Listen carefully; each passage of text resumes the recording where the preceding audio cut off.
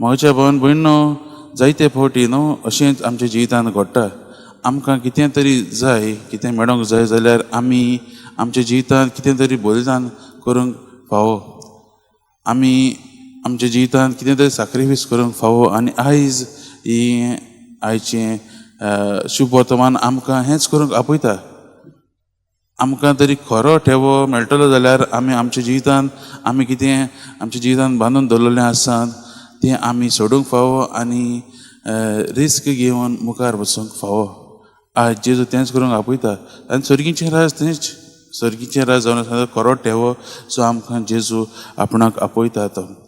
आनी आमी पयत पुस्तकांत पळयत जाल्यार मोगाच्या भावन भयणो आमकां अशेच भशेन जायत्यो आमी घडणुको आयकतात. आमी पळयत जाल्यार भाग्यवंत जुजेच्या जिवितांत पळयत जाल्यार न्हू ताणें भावार्थान भिरांत एक फुडो केलो. कशें तेन्ना ताणें ती आंच बुडाची उतरां आयकून मारयेक आपणाची बायल म्हूण मानून घेतली आनी ताणें ताका एक व्हड ठेवो फावो जालो. तो म्हणल्यार देवाचो पूत आमचो दोनी स्वामी जेजू क्रिस्त. तेच परी आमी दुसरे उदाहरण आसात जशें जाक्यूसाक जेन्ना जेजू येयलो ताणें आपलें आख्खेंच सगळें सोडून ताका सोडवून फावो जाली. एक म्हत्वाचें मोती ताका कडेन मेळ्ळें.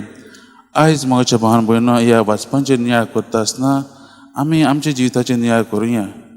आमी हे आयज निमाण्या दिसांत आसात नोवेनाच्या भाग्य दिनासाचे. ताणें आपलें आख्खें जिवीत सोडून तो खरें ठेवो सोदूंक तो भायर सरलो आनी खऱ्यांनीच ताका जेजू भेटलो आनी ताचें जिवीत आख्खेंच बदल्लें. आयज आमच्या जिवितांत पळया जायते फावटी आमी आमच्या जिवितांत जायते खोटें घेवन बसतात. पूण जेन्ना देव आमकां म्हणटा आपणाक सगळें बलिदान कर, आमी भिरांतेन फाटीं सरता. तर आमी देवा लागीं कृपा मागुया आमचें जिवितांत आमचो भावार्थ गोट करूंक आनी आमी भिरांतेक फुडो करूंक भावार्थान फुडो करूंक देवाचो आदार आनी बळ आमी मागुया.